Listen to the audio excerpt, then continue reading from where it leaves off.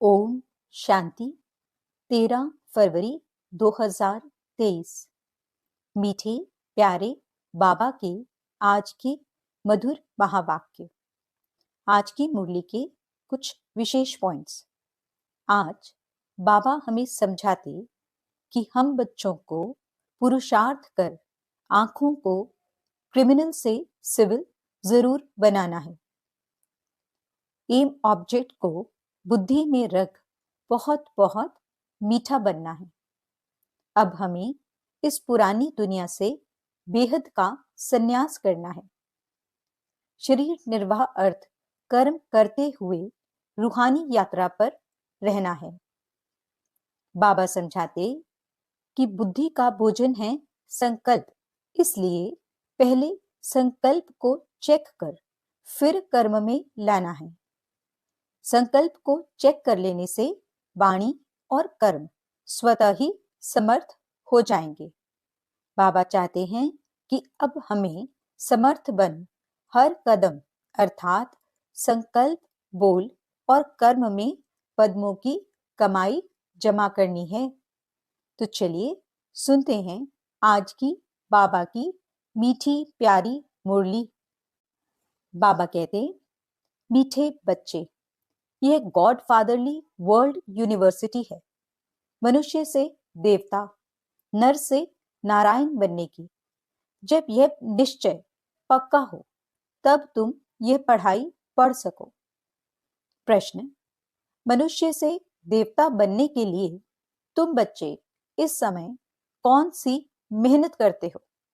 उत्तर, आंखों को क्रिमिनल से सिविल बनाने की, साथ साथ मीठा बनने की।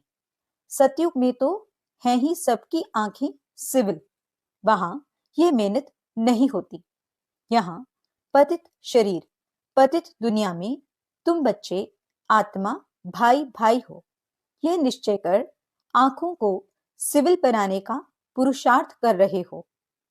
दूसरा प्रश्न, भक्तों की किस एक बात से सर्वव्यापी की बात गलत हो जाती है?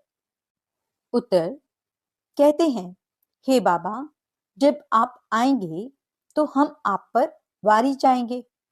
तो आना सिद्ध करता है वह यहां नहीं है। ओम शांति। बाप रूहानी बच्चों से पूछते हैं कि अपने आत्मा के स्वधर्म में बैठे हो?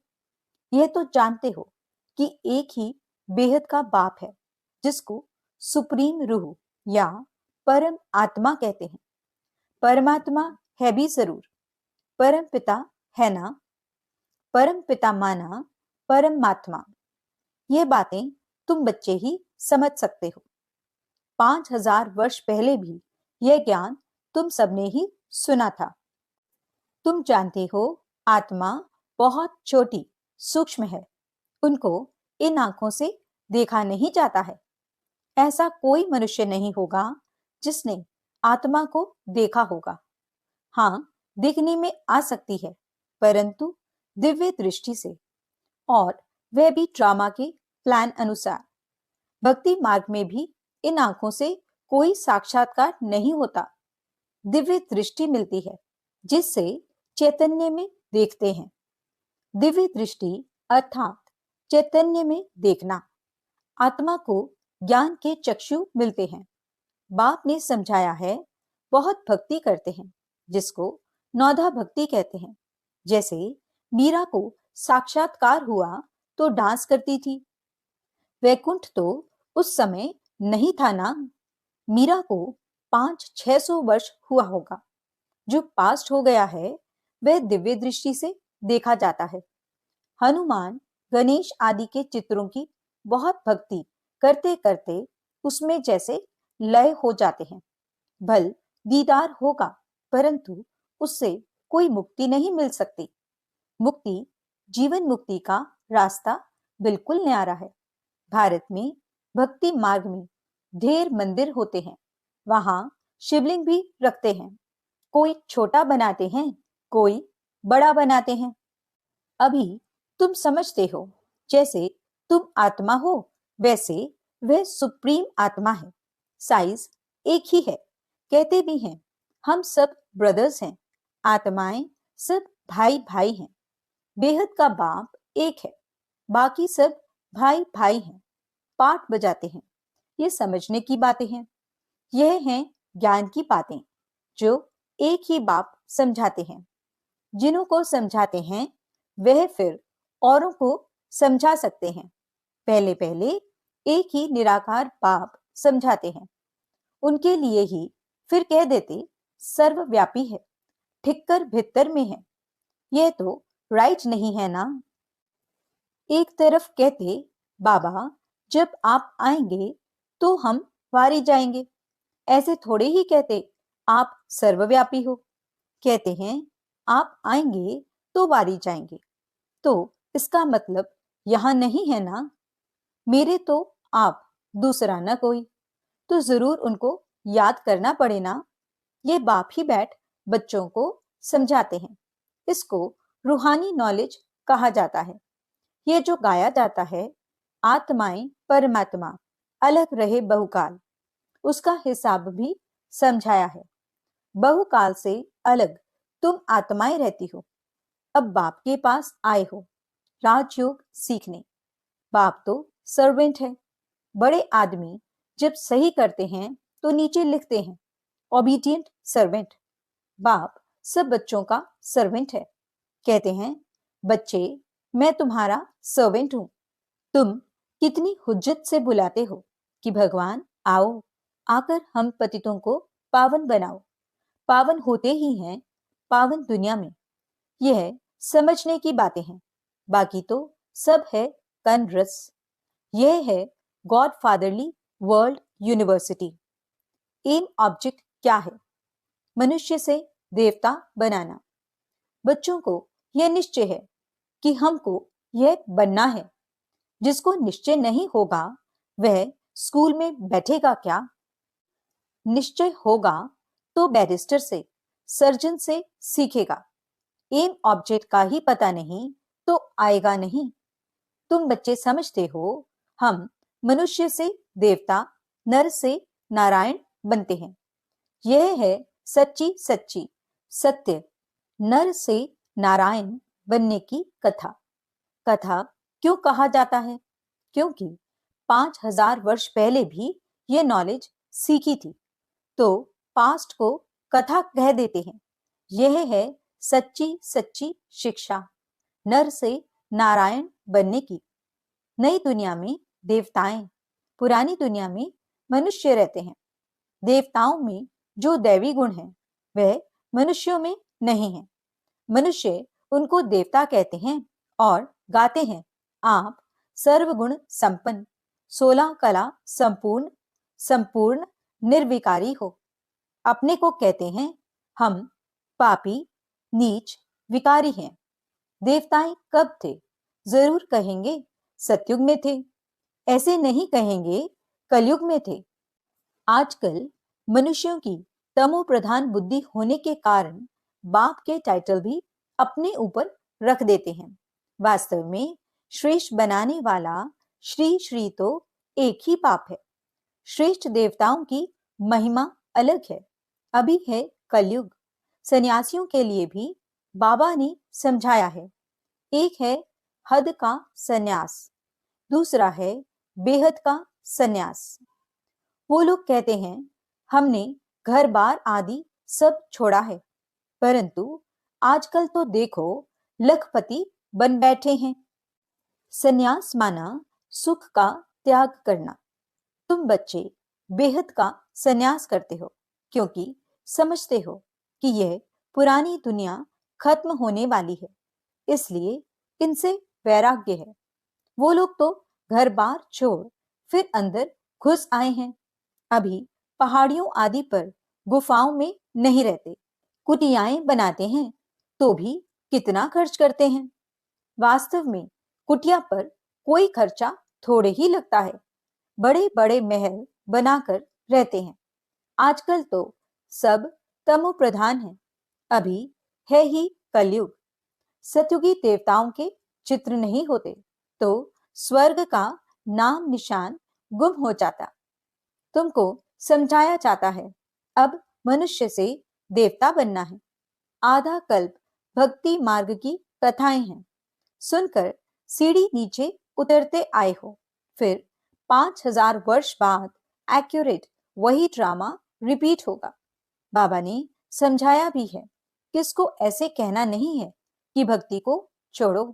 ज्ञान आ जाता है तो फिर आपे ही भक्ति छूट जाएगी। समझते हैं हम आत्मा हैं। अब बेहद के बाप से हमको वर्षा लेना है। पहले बेहद के बाप की पहचान चाहिए। वह निश्चय हो गया तो फिर हद के बाप से बुद्धि निकल जाती है। गृहस्थ व्यवहार में रहते बुद्धि का योग बाप के साथ लग जाएगा। बाप खुद कहते हैं, शरीर निर्वाह अर्थ कर्म करते बुद्धि में याद रहे एक बाप की। देहधारियों की याद न रहे, वह होती है जिस्मानी यात्रा। यह तुम्हारी है रूहानी यात्रा।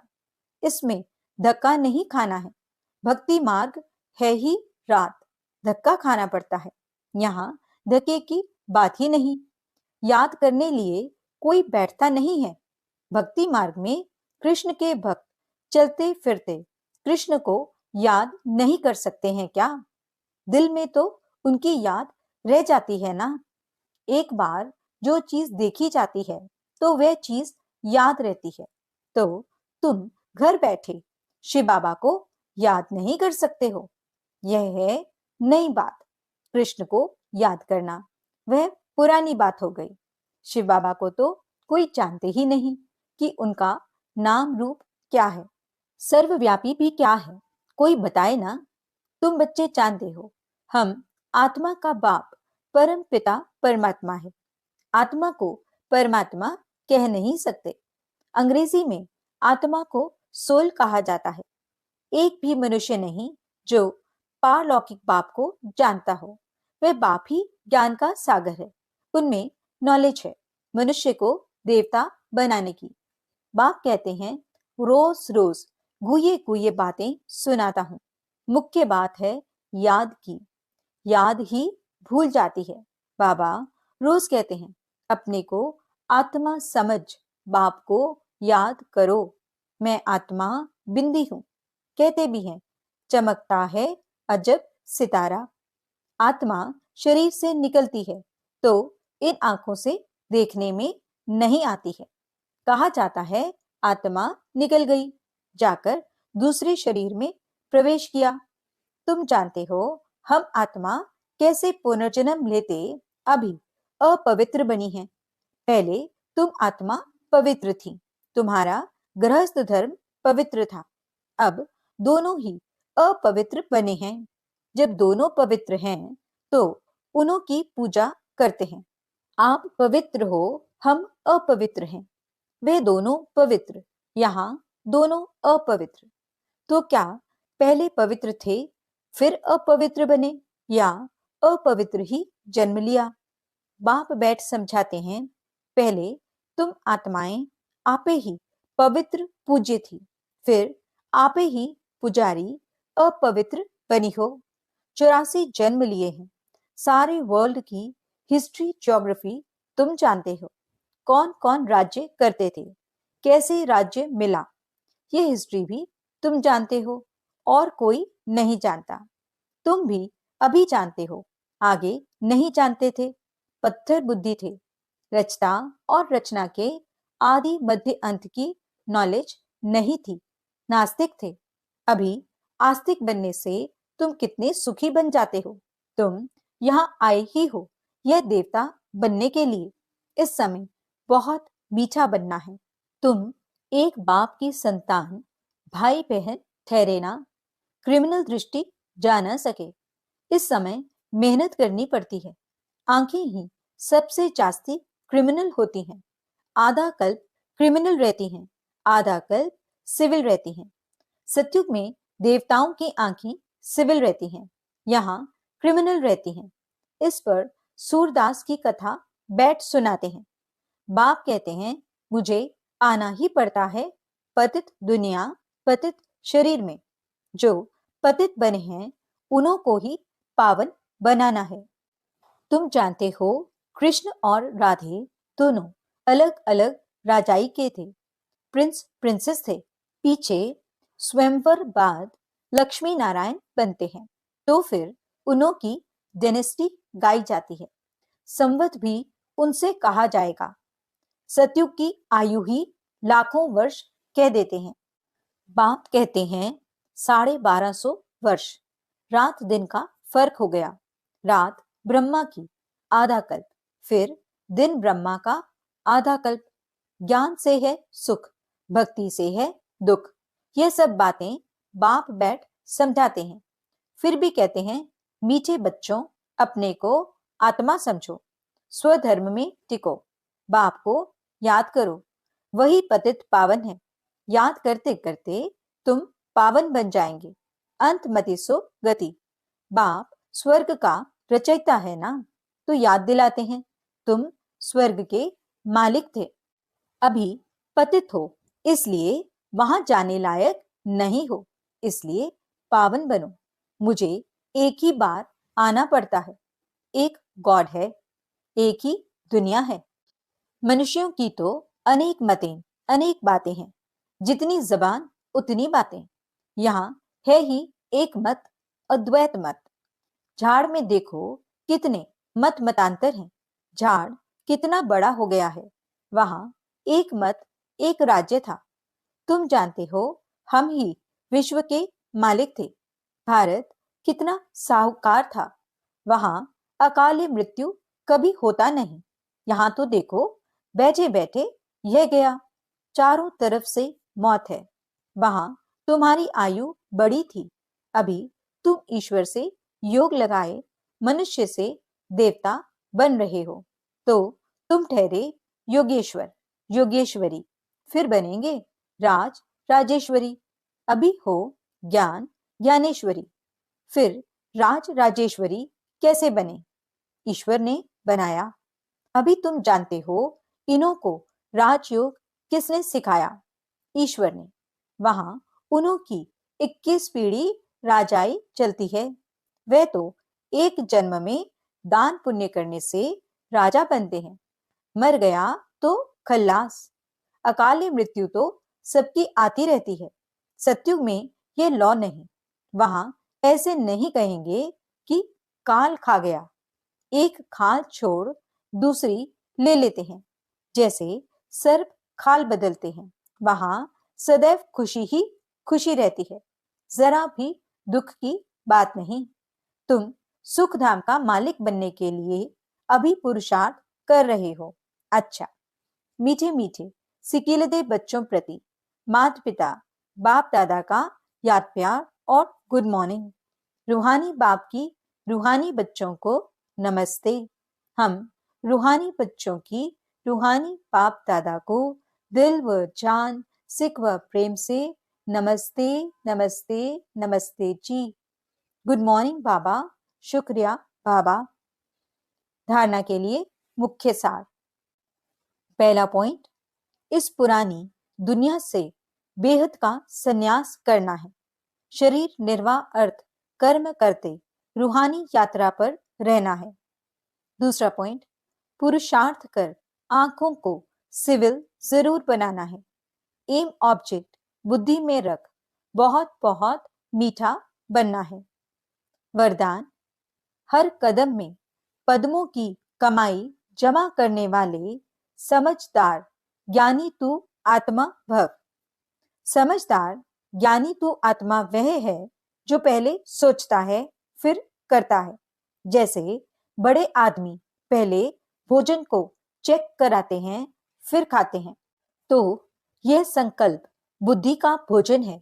इसे पहले चेक करो फिर कर्म में लाओ। संकल्प को चेक कर लेने से वाणी और कर्म स्वतः समर्थ हो जाएंगे, और जहां समर्थ है वहां कमाई है। तो समर्थ बन हर कदम अर्थात संकल्प, बोल और कर्म में पद्मों की कमाई जमा करो। यही ज्ञानी तू आत्मा का लक्षण है। स्लोगन, बाप और सर्व की दुआओं के विमान में उड़ने वाले ही उड़ता योगी हैं। अच्छा, ओम शांति।